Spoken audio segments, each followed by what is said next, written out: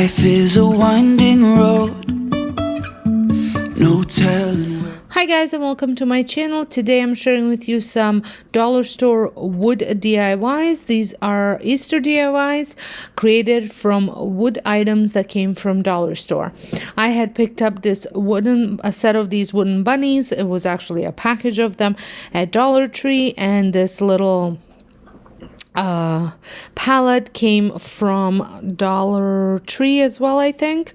And so I decided to paint the bunny with white acrylic paint and stain the palette with a special oak. It's a stain that I have on hand. You could also paint it or stain it in any color that you really want to. It doesn't really matter. I just did it in the one that I had, and I just used a rag to paint it, to apply the stain. Once the stain had completely dried and the bunny had dried, I just hot glued him to the palette. I think this was such an easy and simple DIY and a great sign to go on your tiered tray or as tray fillers for your table or wherever you need a small little sign to fill it and to add that hint of a seasonal decor. It goes. For my next project, I am using this wood round that came from Dollarama, and I'm going to add some painter's tape just to make different sections, because I'm going to paint one section and stain the other section. Now, with some of that white paint left over on that brush from painting the bunny, I am just going to brush that on very lightly onto the one part of the round, and then immediately after, because it's such a light coat, I was able to retape it, and then the other sections I am going to be staining them with a walnut stain that I had on hand that came from your dollar store with more. And again, I'm using my rag to spread the stain out. This is a very easy and fast DIY since the stain and the light coat of paint dry almost instantly. Now, taking my pencil, I am going to just do my writing in pencil first, so that way I don't mess it up. But before I actually use the pencil, I am just going with my permanent marker and adding some wood lines to make it look like a palette or something similar to that. And then once that's done, I'm going to use a pencil to write out my writing. Now, you could also use your Cricut machine to cut it out if that's what you want, or if you are fortunate enough to find a stencil that says Happy Easter, that would work as well. Or even one of those wood cutouts that at Christmas time you were able to find some wood words cut out at Dollar Tree.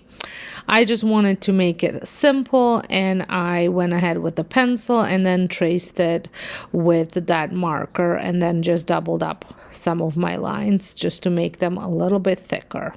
Driving through days and nights, won't stop for traffic lights. And I really wanna know, if I'll ever figure out where the road goes. Once my writing was on there, I went and I just got some odds and ends of greenery that I had in my odds and ends bin and hot glued them to the top. And then I'm going to add some fun ribbon to it just to give it that Easter vibe with a very bright blue, pink, yellow, and white colors.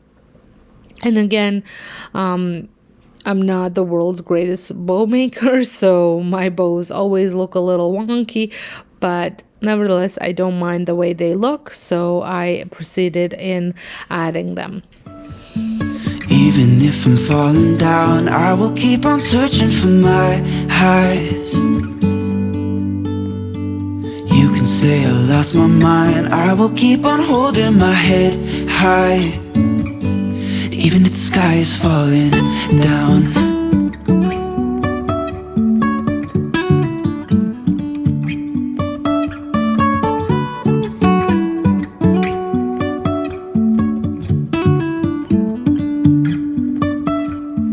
jumping from cliffs so high, trusting our wings. I think this is such a cute sign to hang on your door or prop it up against on top of the fireplace or on your shelf. For my last DIY, I am using a page out of the Dollar Tree calendar that says Bloom Love Here. Love blooms here. Love blooms here. And I'm also using a leftover sign from Still Back in Fall that I had in my trash stash that I used some of it in fall time, but I kept it because I knew I was going to use it as a sign for something else. So I'm going to, I was originally going to peel this off, but it wasn't going as well as planned, and the other side had big staples in it. So I've decided to just cut the calendar out, and then once the calendar was cut out, I went and took my sanding block and just sanded the edges. I actually loved the way this looked, and I wish I didn't peel off some of that, but you can't really tell once the picture was Mod Podged on. But sanding this, it gave it that, it's almost like the same rustic look that the little picture had at the back of it. And then I just used a normal Mod Podge just to Mod Podge the picture on the top and the bottom of the picture. So I put some Mod Podge on the side, and then I put Mod Podge on top of the picture as well.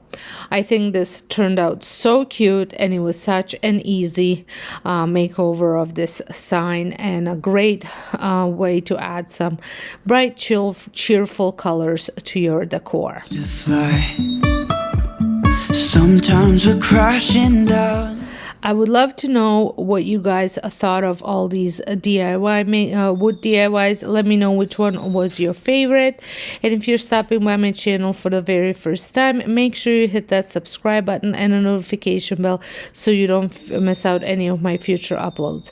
And those of you returning, thank you so much for your continuing support, and I shall see you all in my next video. Thanks so much for watching. But we get up and start from the ground.